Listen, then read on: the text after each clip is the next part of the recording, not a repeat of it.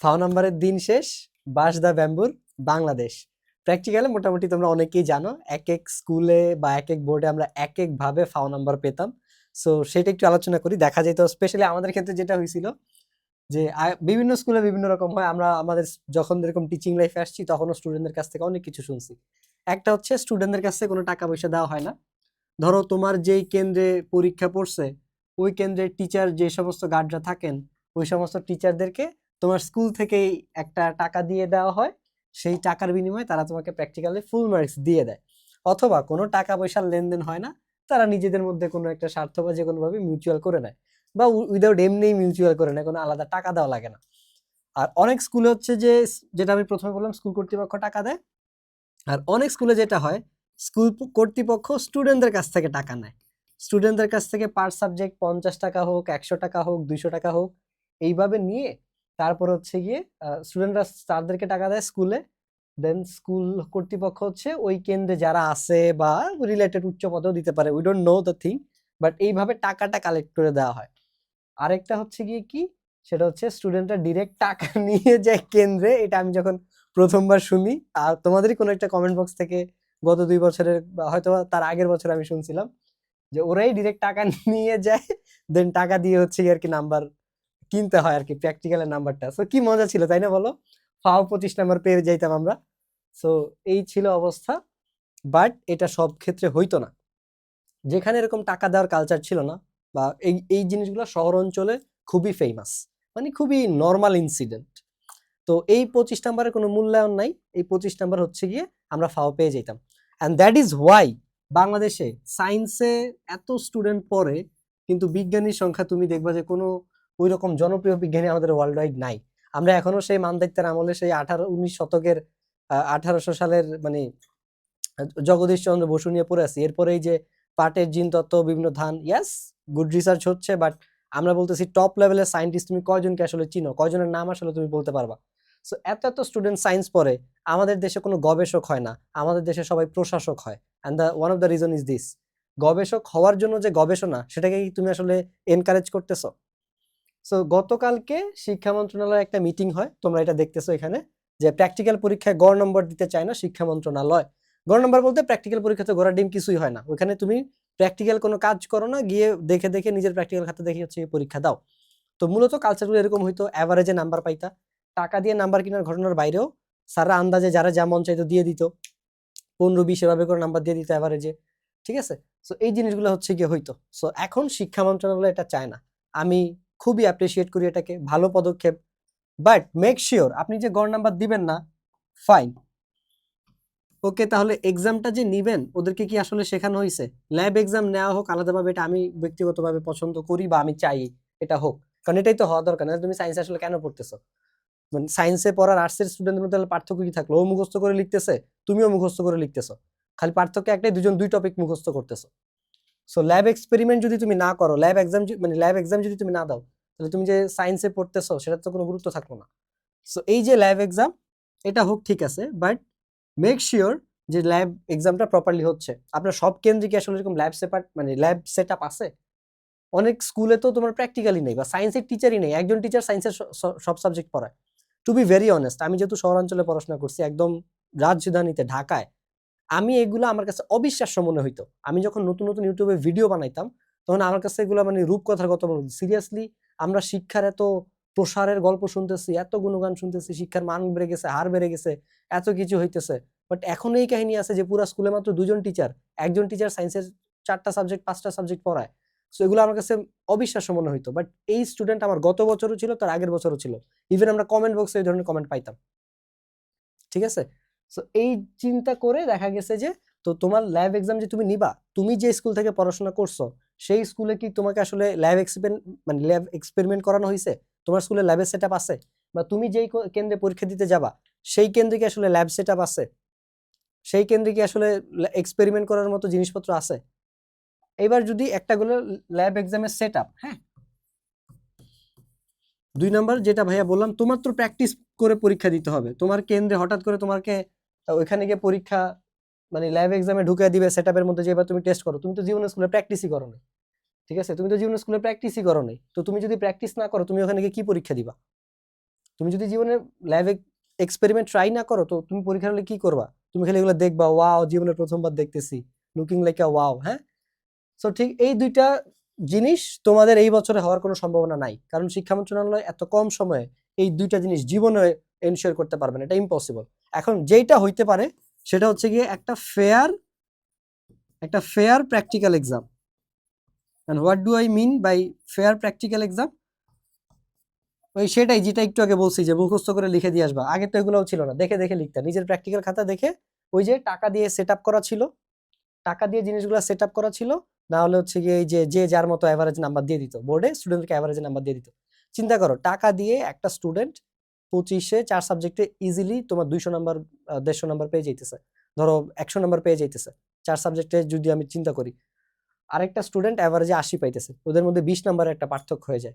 দেন ওই ছেলে মেয়েটা যখন, তুমি জাস্ট একটা একদম রিয়েলিস্টিক এক্সাম্পল দিই, ধরো রাজশাহী বোর্ডের একটা ছেলে প্র্যাকটিক্যাল অ্যাভারেজে নাম্বার পাইলো, ওর নাম্বার আসছে 70 থেকে 80-র মতো, ঠিক আছে, 70 থেকে 80-র মতো নাম্বার আসছে। দেন ঢাকা বোর্ডে একজন এখানে টাকা দিয়ে 100-তে 100 পেয়ে গেছে, তাহলে এদের নাম্বারের পার্থক্য দেখছো 20 থেকে 30। তো কলেজের জন্য যখন ওরা অ্যাপ্লাই করবে, ধরো কি একজন ঢাকা কলেজের জন্য অ্যাপ্লাই করছে, কেউ একজন হচ্ছে কি তোমার রাজশাহী কলেজের জন্য অ্যাপ্লাই করছে, তখন এই নাম্বারগুলো কিন্তু তখন ম্যাটার করে, বিকজ এখন যেহেতু কলেজে ভর্তি পরীক্ষা হয় না, তোমার অটো চয়েস, তো টোটাল নাম্বারের ভিত্তিতে কিন্তু বিভিন্ন কলেজে ভর্তি না হয়। তো এটা কি ওর সাথে না ইনসাফি না? বাট এগুলো এতদিন হয়ে আসছে, and it is a culture in our country, শুধুমাত্র এই ক্ষেত্রে না, মোটামুটি সব ক্ষেত্রেই। সো জাস্ট এই জিনিসগুলা। তো এই এখন ফেয়ার প্র্যাকটিক্যাল এক্সাম বলতে আমি যেটা বুঝেছি সেটা বলি, যেহেতু এই দুইটা পসিবল না, আমি বুঝিয়ে দিলাম যে তুমি যদি এরকম অ্যাভারেজে নাম্বার দাও, এই জিনিসটা তোমাদের মন খারাপ করার কিছু নাই। আমি মনে করি এই জিনিসটা তোমাদের খুশি হওয়া উচিত। যারা টাকা দিয়ে নাম্বার পাইতে তোমাদের একটু খারাপ লাগতে পারে যে এখন টাকা দিয়ে নাম্বার পাবা না, একটু কষ্ট করে নাম্বার ক্যারি করতে হবে, বাট এখন আমি মনে করি যে এটা একটা ন্যায্যতার জিনিসপত্র হবে, বাট সেটা ফেয়ার প্র্যাকটিক্যাল এক্সাম হইতে হবে, যে প্রত্যেকটা জায়গায় তুমি এটা এনশিওর করতেছো যে টাকা দিয়ে আর মার্কস কেনা যাইতেছে না। এখন এইটা যে আর হইতেছে, এই দুইটা যেহেতু পসিবল না, এটা আমরা মুছে দিতেছি। হ্যাঁ, এটা পরবর্তী বছর থেকে শিক্ষা বোর্ডকে কাজ করতে হবে, যাতে পরবর্তী বছর থেকে তারা প্রত্যেকটা স্কুলে ল্যাব সেটআপ এনশিওর করে, প্রত্যেকটা স্কুলে এনাফ এক্সপার্টিস লোক আছে, টিচার আছে, যে তাদের সেটআপে হচ্ছে গিয়ে কাজ করতে পারে, এই ল্যাব এক্সপেরিমেন্টগুলো বুঝে এগুলো নিশ্চিত করতে হবে, এবং প্রত্যেকটা কেন্দ্রে যে এটা নিশ্চিত করতে হবে, এবং স্টুডেন্টরা যাতে প্রপারলি প্র্যাকটিস করতে পারে, এই জিনিসগুলো পরবর্তী বছর থেকে এনশিওর করার জন্য তাদেরকে আসলে এখন থেকে প্রিপারেশন নিতে হবে। কিন্তু এই বছর যেহেতু এগুলো পসিবল না, এই বছর উপায় আছে এই 3 নাম্বারটাই।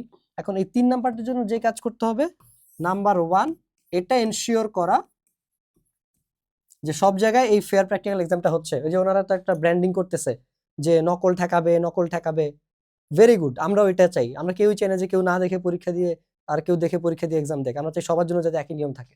সো আমরা এটাতেও শিক্ষা বোর্ডের সাথে আছি যে নকল আমরা বন্ধ হোক, আমরা চাই।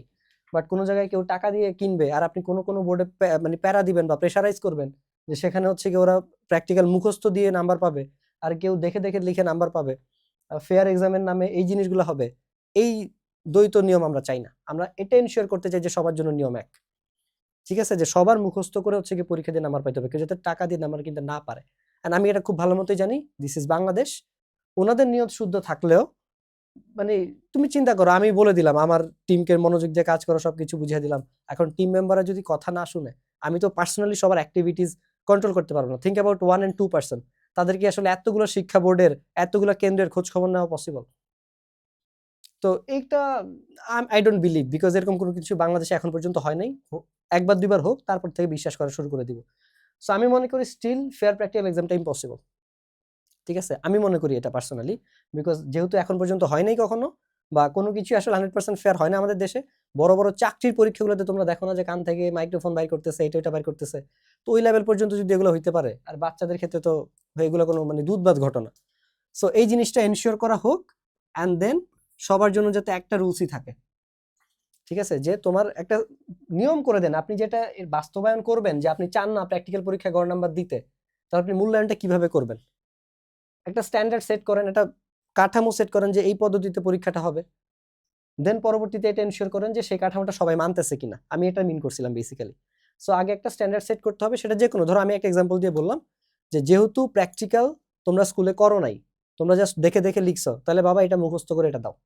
যেহেতু আমরা তোমাদেরকে অ্যাভারেজ নাম্বার দিব না, দেখেও লিখতে দিব না, দেন তুমি হচ্ছে গিয়ে মুখস্থ করেই দাও।